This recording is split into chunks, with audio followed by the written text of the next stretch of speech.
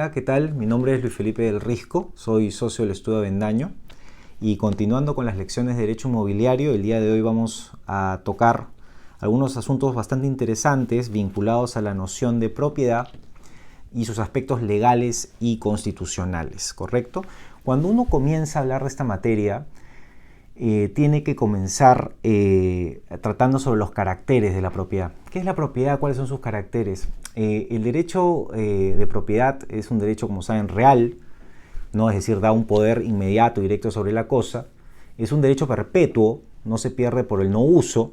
Es un derecho exclusivo, es decir, tiene que provocar una atribución que permita al titular excluir al resto.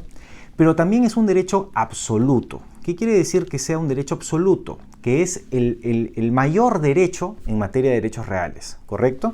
No hay un derecho superior a él. Sin embargo, absoluto no quiere decir ilimitado. Este es un derecho que se mueve en un contexto social y jurídico y por lo tanto tiene límites que le son naturales. Y ese es el punto que quisiera tratar con ustedes, porque cuando hablamos de la noción de propiedad respecto de su contexto legal y constitucional, finalmente nos estamos refiriendo a qué limitaciones tiene la propiedad para efectos de ser ejercida, ¿no? Entonces, entrando a la materia de manera directa, vemos que este derecho real tiene una connotación constitucional, está recogido en el artículo 70 de la Constitución y dice que el derecho de propiedad es inviolable, ¿no? Comienza la Constitución con esa frase bastante dura, ¿no? Con esa frase donde le da un contenido privatista, pero también totalmente garantista del derecho de propiedad. El Estado lo garantiza. Y acá comenzamos con algunas complejidades, ¿no? Se ejerce en armonía con el bien común y dentro de los límites de la ley. ¿Qué se entiende por este concepto de bien común dentro de los límites de la ley?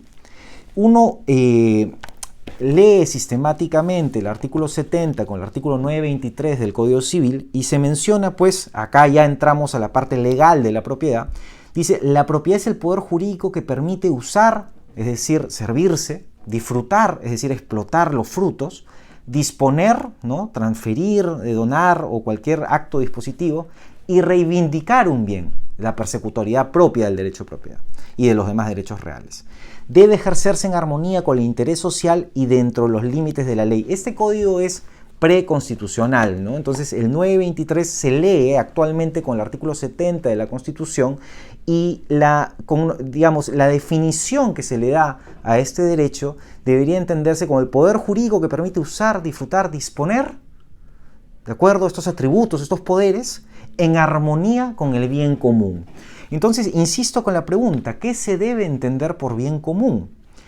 Bien común quiere decir que el derecho de propiedad no puede generar daños a terceros, es decir, tiene que ser ejercido de tal manera que respete los derechos de los terceros. Y de esa manera, cuando uno habla de bien común, quiere decir que el ejercicio no sea un ejercicio abusivo del derecho de propiedad, sino que sea un ejercicio regular del derecho de propiedad, de tal modo que ejerciéndolo no genere perjuicios al resto de personas y adicionalmente que no vaya contra las normas imperativas que precisamente se han construido en el sistema para proteger esos derechos de terceros. ¿Cómo puede uno darse cuenta del contexto legal y constitucional de la propiedad? Con ejemplos sencillos, ¿no? Por ejemplo, imagínense el caso de un carro, ¿no? Yo soy propietario de un vehículo. De acuerdo al Código Civil, yo podría usar ese carro, es decir, manejarlo de un lado, del punto A al punto B, podría disfrutar ese carro después de darlo en arrendamiento y también podría disponer ese carro, lo vendo o lo dono, ¿de acuerdo?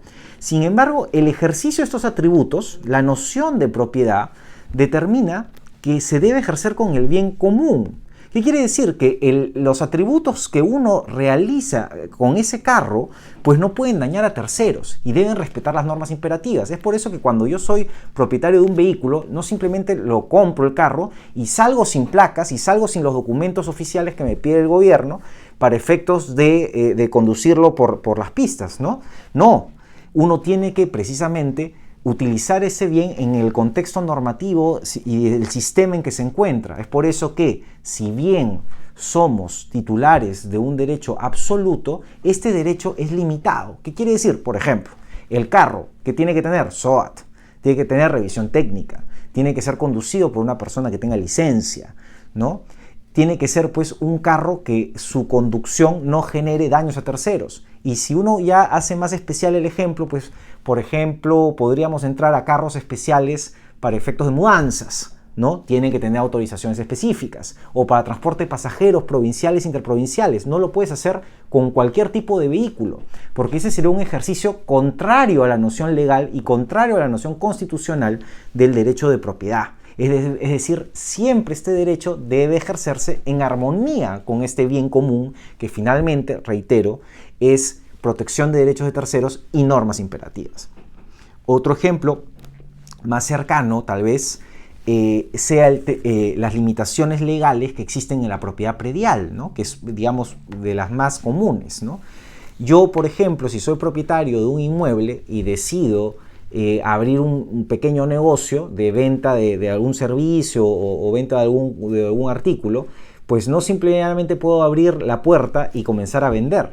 Ustedes verán que desde el aspecto constructivo hasta demoler, edificar, hasta el aspecto de funcionamiento, obtener la licencia de funcionamiento, pasar las revisiones técnicas de la Inspección Técnica de Seguridad en Edificaciones, el ITSE, las normas vinculadas a la protección de la pandemia, el COVID, etc. Todas son limitaciones legales que, por ejemplo, atañen a la propiedad predial, ¿no?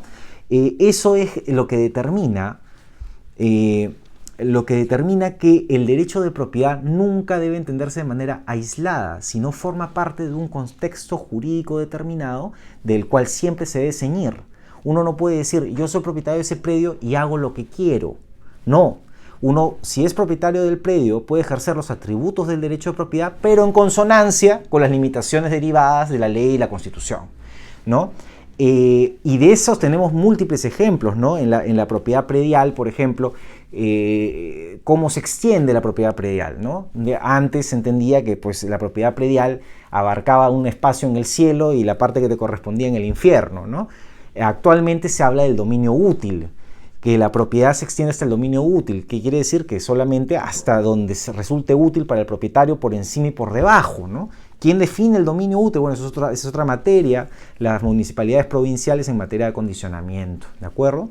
Entonces, como pueden darse cuenta, lo que está generando todo este discurso relacionado a la noción legal y constitucional de la propiedad es que vemos este derecho que por excelencia lo puede todo, pero este lo puede todo no quiere decir que sea ilimitado, sino el derecho de propiedad, en la medida que es tan robusto, es el derecho probablemente con más límites, ¿no? Es el derecho precisamente que tiene más límites, ¿no? Es una cosa muy curiosa.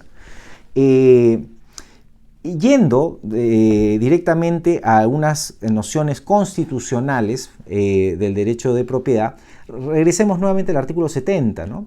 Dice, el derecho de propiedad es inviolable, y ya pasamos por eso, el Estado lo garantiza, ¿no? Se ejerce en armonía con el bien común, vimos que era protección de derechos de terceros, y dentro de los límites de la ley, normas imperativas. Sin embargo, recuerden ustedes que estamos frente a un derecho constitucional, estamos ante un derecho fundamental, estamos ante un derecho que el Estado debe velar porque los organismos públicos no lo vulneren, ¿no? Entonces, acá viene la parte constitucional de protección a este derecho, ¿no? A nadie puede privarse de su propiedad sino exclusivamente por causa de seguridad nacional o necesidad pública. Son dos conceptos dentro de la gama del bien común, ¿no? Este concepto de bien común que hemos visto que es indeterminado, pero podemos finalmente establecer de que no debe afectarse el interés de nadie en particular, ¿no?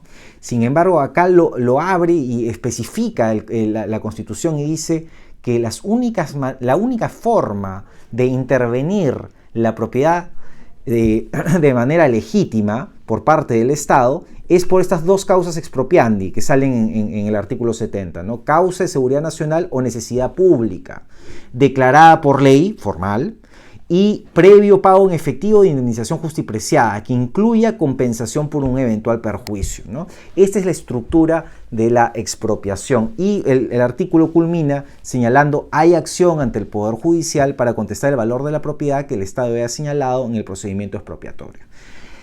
Como pueden ver, el artículo 70 establece un marco de protección general a los propietarios y establece cuándo el Estado puede expropiar. Expropiar por sí no es malo, ¿no? El término de expropiar es un término constitucional. ¿Qué quiere decir? Que si el Estado persigue un fin constitucional legítimo con la expropiación y se cumplen todos los conceptos del artículo 70, todos los requisitos del artículo 70, se produce una privación justificada, legítima, que debe ser tolerada de la propiedad del privado, y de esa manera se ensancha el patrimonio público con ese bien específico que se ha decidido tomar.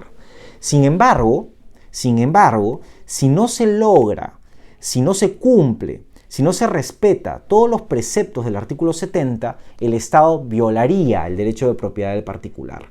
Y ahí cobra particular sentido la frase "el Estado lo garantiza". ¿Qué quiere decir? Que si a un privado le restan, le merman su derecho de propiedad sin seguir las causales y el procedimiento previsto en el artículo 70, pues podrá acudir ante el Poder Judicial y solicitar que se reponga la situación.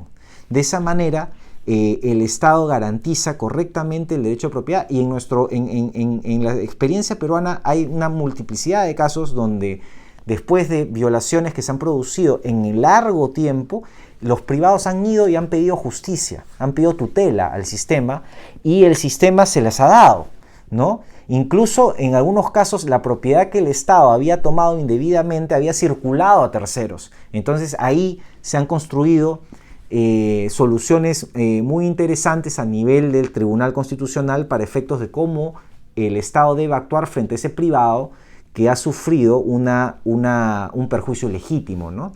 Y con esto concluyo. La decisión del Tribunal Constitucional en materia de protección del derecho de propiedad es: si el Estado le ha quitado indebidamente a un privado la propiedad, pues debe retornársela, ¿no? Debe retornársela. Sin embargo, si esa propiedad ha circulado, esa circulación también debe ser tutelada. Tiene que ser amparada, porque el tercero que adquiere muy probablemente no sabía que el bien le pertenecía a un privado y que éste había sido perjudicado. En ese caso, lo que ha dicho el tribunal es mantener la posición del tercero. Sin embargo, el Estado debe hacerse cargo de su responsabilidad y debe, de alguna manera, no de alguna manera, sino de manera directa, pagarle el valor justo y preciado a la persona que la privó de su dominio, ¿no? Entonces, con esta parte hemos terminado de manera sucinta aquellas nociones legales y constitucionales relevantes del derecho de propiedad. Nos vemos en una siguiente sesión. Gracias.